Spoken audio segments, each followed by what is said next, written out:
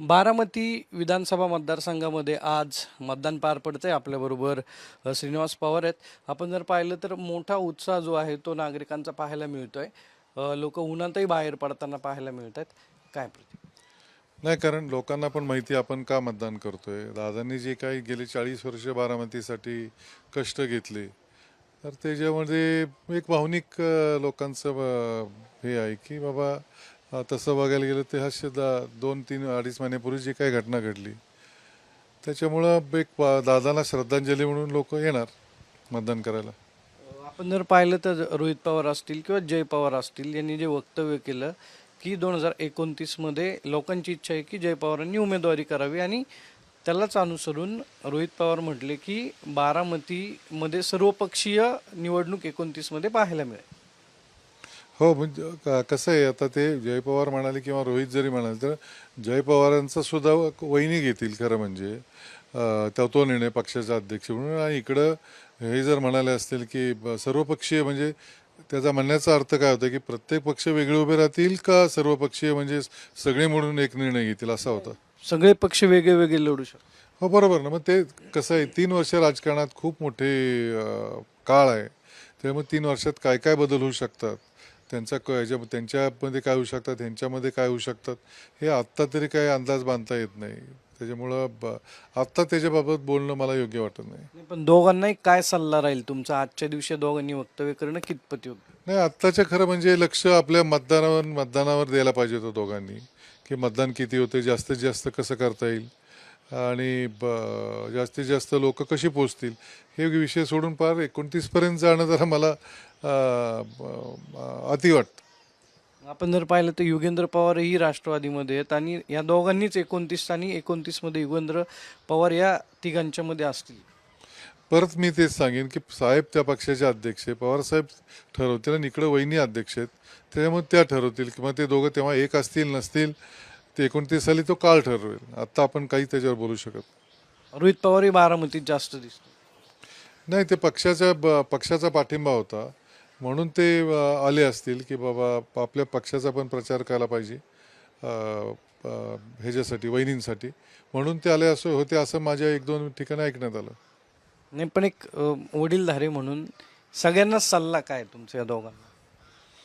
नाही, आता दोघंही हा जय तर काही राजकारणात नाही, रोहित तर चांगला राजकारणात गेली 5-7 वर्ष ॲक्टिव्ह आहे, 7-8 वर्ष झाली.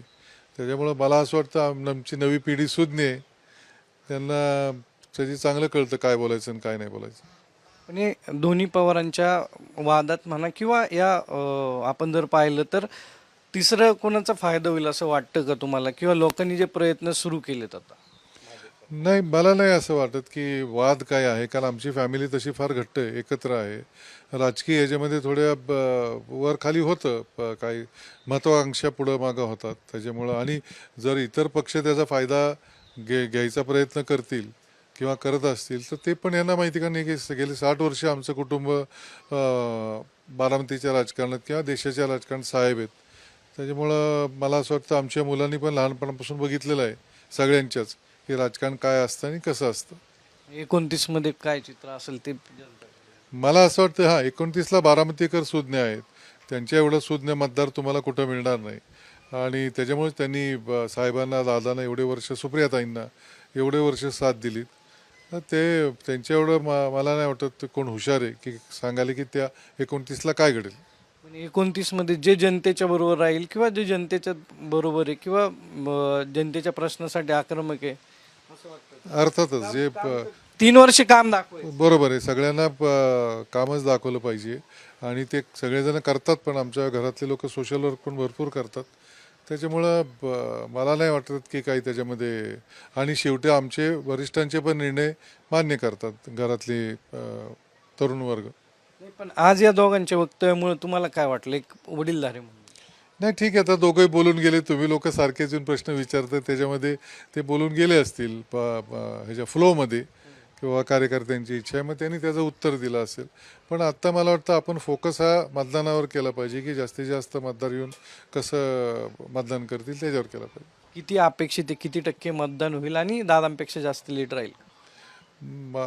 मला ते काय फार हे वाटत नाही की दादांशी स्पर्धा करणं चुकीचं आहे, तो विचार येणं सुद्धा चुकीचं आहे कोणाच्या ह्याच्यामध्ये. पण चांगलं मतदान होईल. आणि तसं पण तुम्हाला माहिती आहे की बाय इलेक्शन म्हणजे इलेक्शनला पोटनिवडणुकीला तसं मतदान थोडं कमीच होतं. किती आपण केलं त्या प्रमाणातच होईल, असं काही फार त्याच्यापेक्षा जास्त होईल, कारण बारामतीच्या भावना वेगळ्या आहेत. नक्की आपण जर पाहिलं तर बारामतीच्या भावना वेगळ्या आहेत आणि मतदान किती होतं आता हे पाहणं महत्त्वाचं ठरणार आहे. महाराष्ट्रातील सर्व बातम्यांचे विश्वासार्ह व्यासपीठ, सकाळच्या सर्व सोशल मीडिया प्लॅटफॉर्मला लाईक, फॉलो आणि सबस्क्राईब करा. तसंच सर्व नोटिफिकेशनसाठी बेल आयकॉन प्रेस करायला विसरू नका.